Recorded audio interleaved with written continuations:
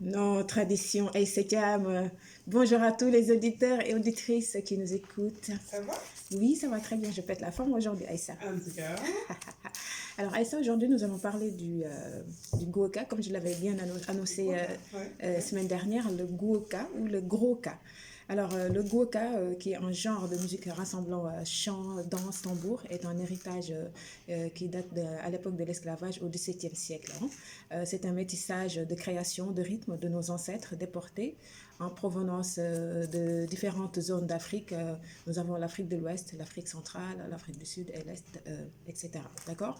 Alors, au départ, le Goka était la musique des nègres marrons, dérivé des mots marouns ou cimarrons, qui signifie fuir ou s'échapper. Ouais, D'accord? ouais. Alors, les nègres marrons, c'était les esclaves rebelles qui allaient dans les montagnes pour fuir l'esclavage et que les esclavagistes n'arrivaient pas à les... Donc, c'est une musique de rébellion, quoi. Tout à fait. Voilà. D'accord. Alors, l'étymologie du mot Goka est encore une énigme. Pour certains, il viendrait d'un quart de tonneau qui servait de transport de la viande. Et pour d'autres, le Goka serait venu d'un tambour particulier. Le K. Non, appelé le Ngoka. D'accord. Le Ouais. Goka. Ngoka, voilà. Ok. Le Ngoka qui fait partie de la famille des tambours Goma, qu'on trouve chez les populations bantoues et partout aussi en Afrique noire sous différentes appellations. D'accord? Et pour revenir sur le mot Goma, en fait, il désigne les chants sacrés. D'accord? Alors, nous allons étudier quelques dimensions du Goka, pardon. Nous avons la dimension thérapeutique-spirituelle. Le tambour qui est un instrument tellurique parce que ses composants venant de la nature, de la terre, en faisant allusion au tronc d'arbre ou bien aux peaux d'animal tout simplement. Ouais. D'accord? Alors, le Goka ainsi que les autres tambours réveillent les cinq sens de l'être humain. Absolument. Ah bah oui, parce que la vibration musicale est le rapport entre l'esprit et le corps, l'invisible et le visible, et enfin l'infini et le fini. Et c'est pour cela que d'ailleurs que quand on joue le tambour, certaines personnes, quand ils sont touchés, ils tombent en transe. Ou bien on peut prendre aussi l'exemple des batteurs de tambour avec les mains nues. On se demande, mais est-ce qu'ils ont mal aux mains? Mais ils n'ont pas mal, parce qu'en fait, ils ont dans une haute fréquence vibratoire très, très élevée. Donc, c'est pour ça qu'on ne sent pas la douleur. D'accord?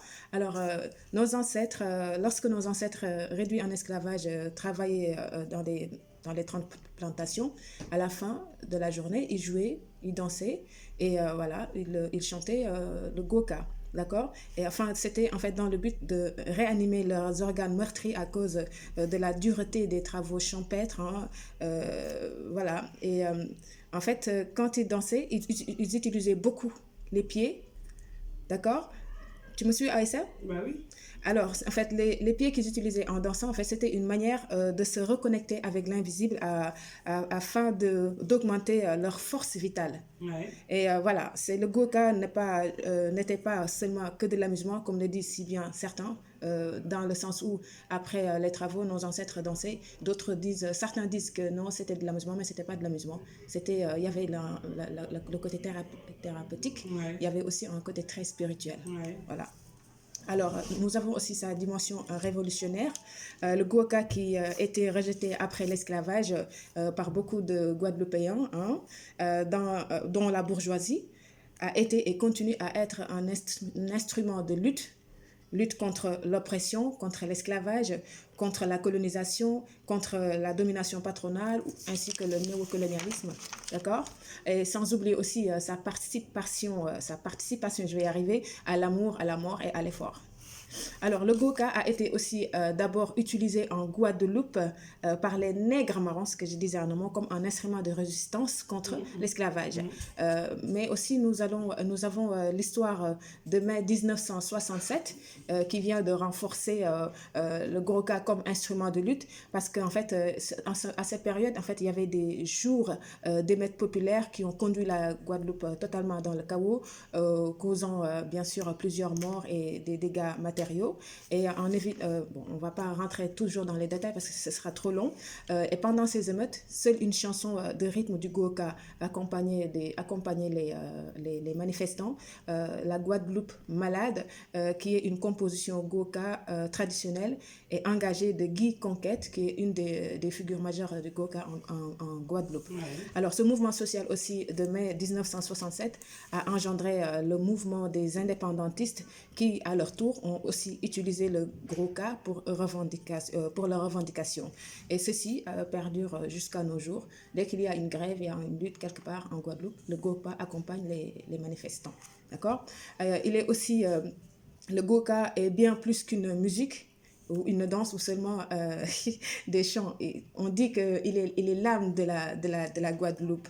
Il symbolise toute une philosophie de vie, hein, véhiculant au passage les 7 rythmes de base qu'on trouve dans ce que tu disais en amont, le cas, Ouais. c'est-à-dire le cas des Égyptiens à l'époque pharaonique. Ouais. D'accord? Ouais. C'est la même chose. Et ensuite, les recherches musicologiques ont permis de trouver les racines du Gros-Ka dans certaines cultures africaines de l'Ouest. Nous avons par exemple le Dahomey. Ouais. Quand on parle du centre aussi, nous avons le Congo, la Golfe de Guinée et l'Angola, etc. D'accord? Et leur lien est repéré sur la forme répétitive, l'improvisation des mouvements aussi physiques de danse qui sont liés à la musique, les réponses entre les solistes et les chœurs, etc. Alors, le Gros-Ka est aussi inscrit au patrimoine culturel et matériel de l'humanité à l'UNESCO. Ouais. Donc, avant d'arriver à cette reconnaissance du Gros-Ka, il faut savoir qu'il n'a jamais été apprécié par les Blancs à l'époque. Il a toujours été interdit depuis l'esclavage jusqu'à la colonisation. L'Occident voit le Gros-Ka comme un instrument de rassemblement, ce qui était dangereux à l'époque pour eux.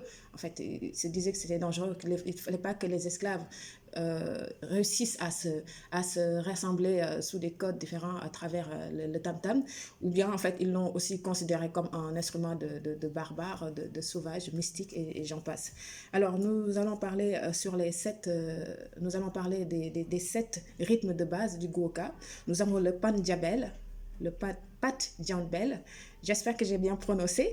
C'est un rythme qui était utilisé par nos ancêtres dans les champs de plantation. Ouais. Le Pat Djambel leur permettait aussi de synchroniser leurs gestes dans leur travail, en travaillant la terre, qui est appelée d'ailleurs la chorégraphie des coupeurs de canne à sucre. Mais c'est aussi un rythme de séduction. D'accord? Alors, nous avons aussi le Tumblak. Le Tumblak qui est un rythme de joie et ça se danse après le travail, ça bouge les reins un peu, n'est-ce pas? C'est aussi, on appelle aussi la danse de la fertilité et de la terre. Et ensuite vient le woulé ou le roulé. Il est joué pour faire coucher par exemple les enfants parce qu'en fait le rythme il est très doux, il est berceur, il est un peu, voilà, ça détend. Et Somnifère, quoi. voilà. Et ensuite le grage, Ouais. le grage, il accompagnait les travaux de production agricole. Hein. Nous avons l'exemple du grage de manioc, le jardin ou la cueillette, et il a aussi son aspect synchronique. Et ensuite vient le kaladia.